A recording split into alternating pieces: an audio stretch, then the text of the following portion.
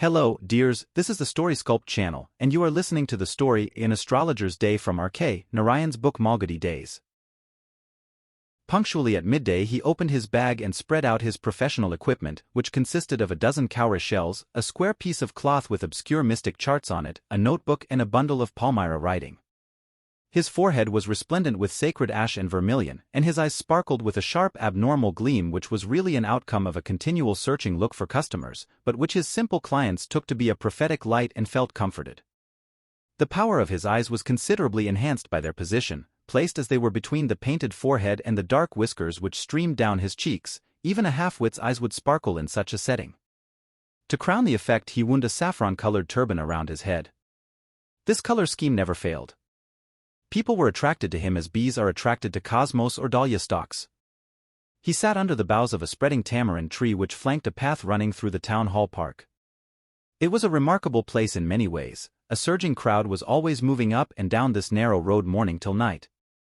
A variety of trades and occupations was represented all along its way: medicine sellers, sellers of stolen hardware and junk, magicians and, above all, an auctioneer of cheap cloth who created enough tin all day to attract the whole town.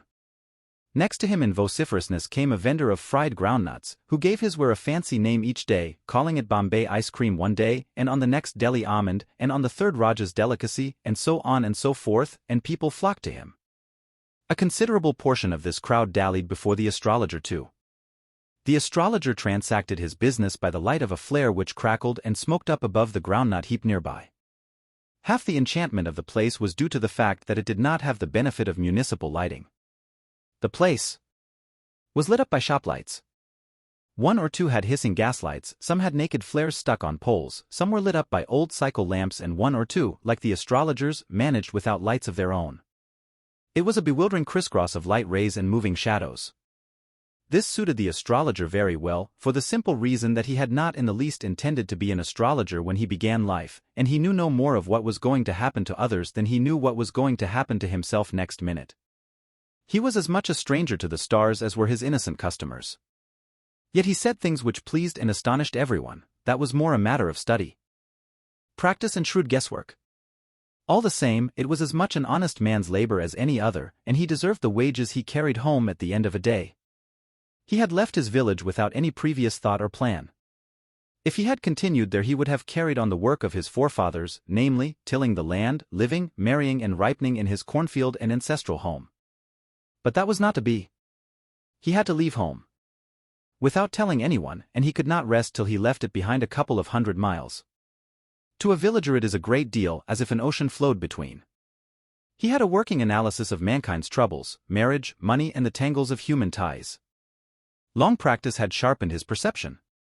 Within 5 minutes he understood what was wrong. He charged 3 pies per question and never opened his mouth till the other had spoken for at least 10 minutes, which provided him enough stuff for a dozen answers and advices. When he told the person before him, gazing at his palm, "In many ways you are not getting the fullest results for your efforts," 9 out of 10 were disposed to agree with him. Or he questioned, "Is there any woman in your family, maybe even a distant relative, who is not well disposed towards you?" Or he gave an analysis of character. "Most of your troubles are due to your nature. How can you be otherwise with Saturn where he is? You have an impetuous nature and a rough exterior." This endeared him to their hearts immediately, for even the mildest of us loves to think that he has a forbidding exterior. The nuts vendor blew out his flare and rose to go home. This was a signal for the astrologer to bundle up too, since it left him in darkness except for a little shaft of green light which strayed in from somewhere and touched the ground before him. He picked up his cowrie shells and paraphernalia and was putting them back into his bag when the green shaft of light was blotted out. He looked up and saw a man standing before him. He sensed a possible client and said, "You look so careworn.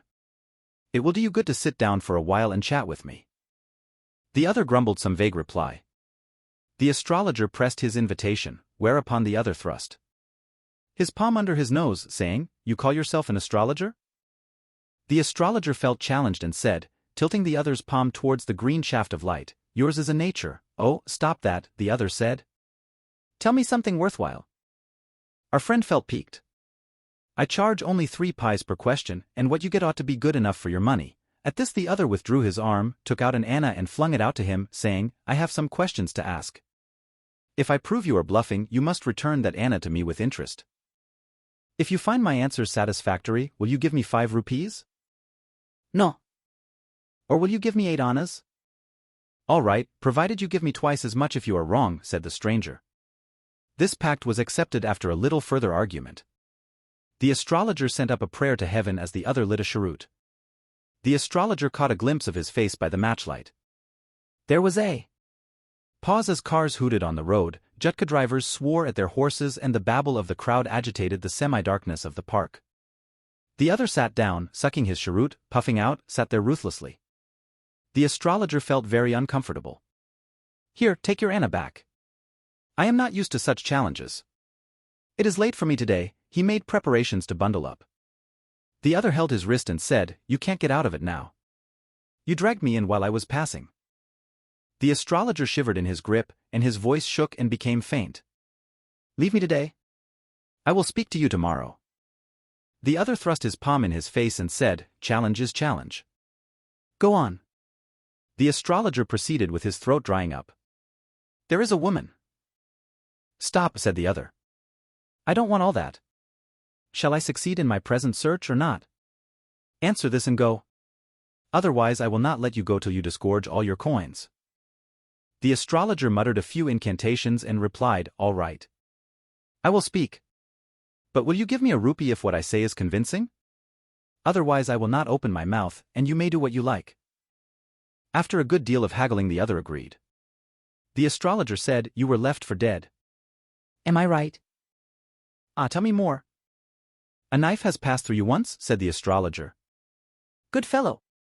He bared his chest to show the scar. What else? And then you were pushed into a well nearby in the field. You were left for dead. I should have been dead if some passerby had not chanced to peep into the well, exclaimed the other, overwhelmed by enthusiasm. When shall I get at him? He asked, clenching his fist. In the next world, answered the astrologer. He died 4 months ago in a far-off town. You will never see any more of him. The other groaned on hearing it. The astrologer proceeded. Guru Nayak. You know my name, the other said, taken aback. As I know all other things. Guru Nayak, listen carefully to what I have to say.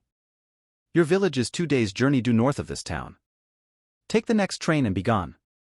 I see once again great danger to your life if you go from home. He took out a pinch of sacred ash and held it out to him. Rub it on your forehead and go home.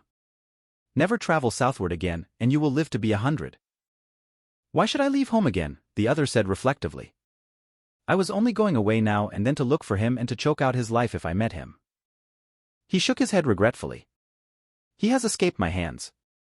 I hope at least he died as he deserved. Yes, said the astrologer. He was crushed under a lorry. The other looked gratified to hear it. The place was deserted by the time the astrologer picked up his articles and put them into his bag. The green shaft was also gone, leaving the place in darkness and silence. The stranger had gone off into the night after giving the astrologer a handful of coins. It was nearly midnight when the astrologer reached home. His wife was waiting for him at the door and demanded an explanation. He flung the coins at her and said, count them. One man gave all that. 12.5 annas, she said, counting. She was overjoyed. I can buy some jaggery and coconut tomorrow. The child has been asking for sweets for so many days now. I will prepare some nice stuff for her. The swine has cheated me. He promised me a rupee, said the astrologer. She looked up at him. You look worried. What is wrong? Nothing. After dinner, sitting on the pile, he told her, do you know a great load is gone from me today? I thought I had the blood of a man on my hands all these years. That was the reason why I ran away from home, settled here and married you. He is alive. She gasped. You tried to kill? Yes, in our village, when I was a silly youngster. We drank, gambled and quarreled badly one day, why think of it now? Time to sleep, he said, yawning, and stretched himself on the pile.